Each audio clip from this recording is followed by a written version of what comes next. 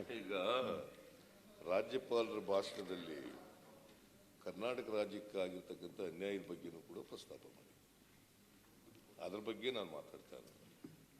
ರಾಜ್ಯಪಾಲರ ಭಾಷಣದಲ್ಲಿ ತಿಪ್ಪೇಸ್ವಾಮಿ ಅವರು ಹೇಳಿದ್ರು, ಅವ್ರು ಏನು ಭಾಷಣ ಮಾಡಿದ್ದಾರೆ ಅವ್ರ ವಿಚಾರಗಳನ್ನು ಹೇಳಿದ್ದಾರೆ. ನೀರಾವರಿ ಬಗ್ಗೆ, ಕುಡಿಯ ನೀರಿನ ಬಗ್ಗೆ, ಬರಗಾಲದ ಬಗ್ಗೆ, ಮೇವಿನ ಬಗ್ಗೆ, ಅದ್ರ ಬಗ್ಗೆ ಪ್ರಸ್ತಾಪ ಮಾಡಿದ್ರೆ ನಾನು ಇನ್ನೂ ಬಂದೇ ಇಲ್ಲ ಅಲ್ಲಿಗೆ. ಅಲ್ಲಿಗೂ ಬರ್ತೀನಿ, ಅಲ್ಲಿಗೂ ಬರ್ತೀನಿ, ಅಲ್ಲಿಗೂ ಹೋಗ್ತೀನಿ ಅಲ್ಲಿಗೂ. ಬಟ್ ಈಗ ರಾಜ್ಯಕ್ಕಾಗಿರ್ತಕ್ಕಂಥ ಅನ್ಯಾಯದ ಬಗ್ಗೆ ಮಾತ್ರ ಪ್ರಸ್ತಾಪ ಮಾಡ್ತಾರೆ. ಅದು ಬಜೆಟ್ ಮೇಲೆ ಮಾತಾಡಿ ಅಂತಂದ್ರೆ ಬಜೆಟ್ ಮೇಲೆ ಅದು ಮಾಡೋಣ, ಬಜೆಟ್ ಮೇಲೆ ಮಾತಾಡಿ. ಬಟ್ ಇದರಲ್ಲೂ ಹೇಳಿದೀವಿ, ಗವರ್ನರ್ ಅಡ್ರೆಸ್ ಹೇಳಿದ್ದನ್ನು ಹೇಳಾಕ್ತಾರೆ. ಗವರ್ನರ್ಸ್ ಬೇಕಾದ್ರೆ ಗವರ್ನರ್ಸ್ ಅಡ್ರೆಸ್ ಓದಿ ಒಂದ್ಸಾರಿ ಓದಿ.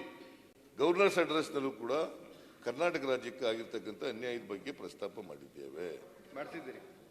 ಮಾಡಿದ್ದೇವೆ. ನೀವು ಇನ್ನೊಂದ್ಸಾರಿ ಓದಿಬೇಕು ಗವರ್ನರ್ಸ್ ಅಡ್ರೆಸ್ ಅನ್ನ ಓದಿ.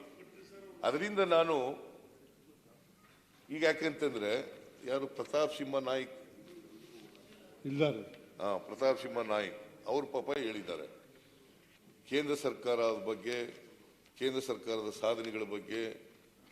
ಆಮೇಲೆ 10 ವರ್ಷದಲ್ಲಿ ಎಲ್ಲ ಜನ ಬಹಳ ಖುಷಿಯಾಗ್ಬಿಟ್ಟಿದ್ದಾರೆ, ಬಡವರೆಲ್ಲ, ದಲಿತರೆಲ್ಲ, ಆದಿವಾಸಿಗಳೆಲ್ಲ, ಮಹಿಳೆಯರೆಲ್ಲ ಅಂತ ಹೇಳಿದ್ದಾರೆ ಅವರು.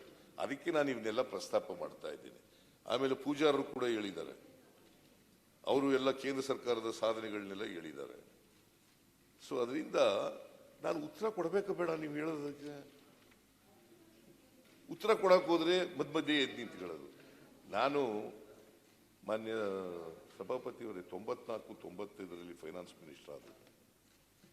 94-95 ಇದು 15ನೇ ಬಜೆಟ್. ಯಾವಾಗಲೂ ಕೂಡ ಈ ತರ ವಿರೋಧ ಪಕ್ಷದವರು ನೋಡಿರಲಿಲ್ಲ ನಾನು. I never come across such N opposition.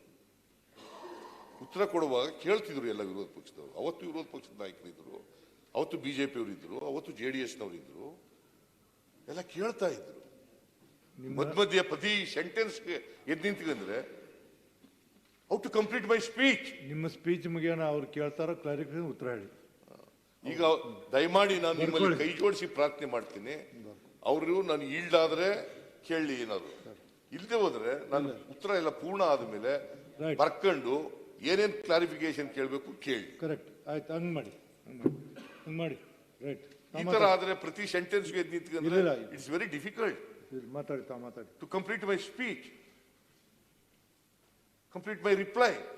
ಇಲ್ಲ, ನಾನು ಯಾರು ಪರ್ಮಿಷನ್ ಕೊಡಬೇಕು, ಮಾತಾಡಿ. ಆಮೇಲೆ ಅವ್ರು ಏನು ಕೇಳ್ತಾರೆ ಕ್ಲಾರಿಫೈ ಮಾಡಿ. ಅದರಿಂದ ಮಾನ್ಯ ಅಧ್ಯಕ್ಷರೇ, ಈಗ ನಾನು ಪೂಜಾರರು ಹೇಳಿದ್ದಾರೆ,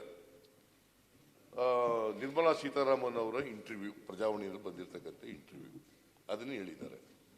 ನಿನ್ನೆ ಬಸವರಾಜ ಬೊಮ್ಮಾಯಿ ಅವರು ಅಸೆಂಬ್ಲಿನಲ್ಲಿ ಉತ್ತರ ಕೊಟ್ಟದನ್ನ ಹೇಳಿದ್ದಾರೆ. ನಾನು ಹೇಳ್ತಾ ಇರೋದು ಅವರ ಬಜೆಟ್ ಸ್ಪೀಚ್ನಲ್ಲಿ ಏನು ಹೇಳಿದ್ರು ಅಷ್ಟಕ್ಕೆ ಮಾತ್ರ ಸೀಮಿತವಾಗಿ ಹೇಳ್ತಾ ಇದ್ದೀನಿ. ನಿರ್ಮಲಾ ಸೀತಾರಾಮನ್ ಏನು ಹೇಳಿದ್ರು ಅವ್ರ ಬಜೆಟ್ ಸ್ಪೀಚ್ನಲ್ಲಿ, ಆಮೇಲೆ ಬಸವರಾಜ ಬೊಮ್ಮಾಯಿ ಅವರು ಏನು ಹೇಳಿದ್ರು ಅದನ್ನ ಹೇಳಿದ್ರು.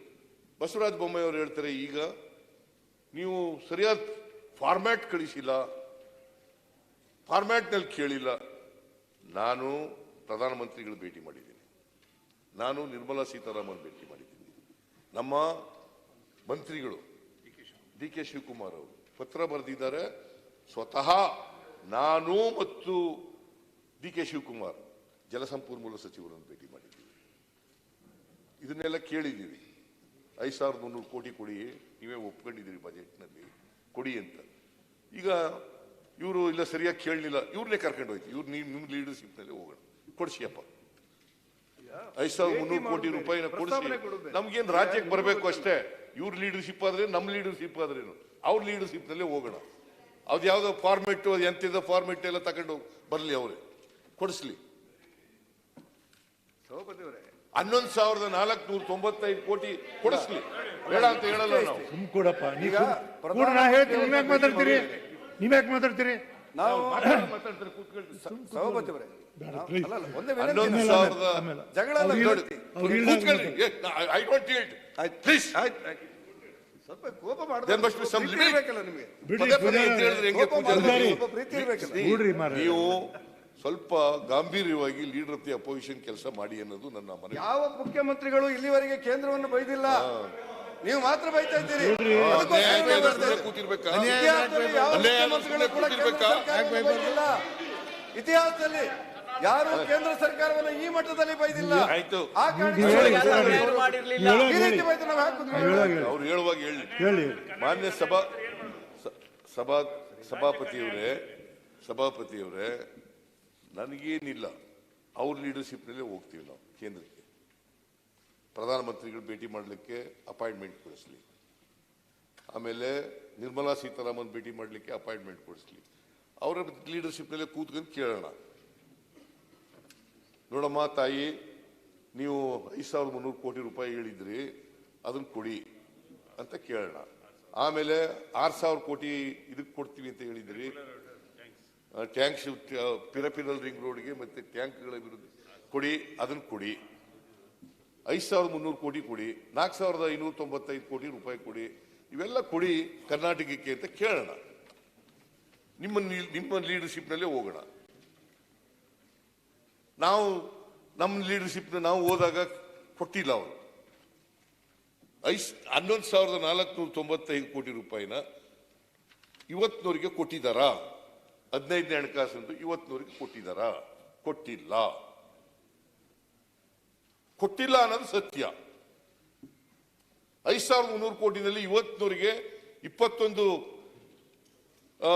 ಮಾರ್ಚ್ ಫೆಬ್ರವರಿ ತಿಂಗಳವರೆಗೆ ಕೊಟ್ಟಿಲ್ಲ. ಬಜೆಟ್ನಲ್ಲಿ ಹೇಳಿರ್ತಕ್ಕಂಥ ಹಣ ಅದನ್ನ ನೀವು ಕೊಡಿಸ್ಕೊಡಿ, ನಾನು ನಿಮಗೆ 100 ಕೋಟಿ ನಮಸ್ಕಾರ ಹೊಡಿತೀನಿ ಆನ್ ಬಿಹಾಫ್ ದಿ ಕನ್ನಡಿಗರ್ಸ್. 100 ಕೋಟಿ ನಮಸ್ಕಾರ ಹೊಡಿತೀನಿ. ಅದನ್ನ ಹೇಳಿದ್ರೆ ತಪ್ಪ?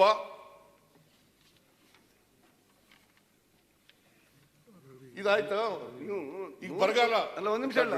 ಪುನಃ ಒಂದ್ ನಿಮಿಷ ಅಲ್ಲ. ಆಯ್ತು.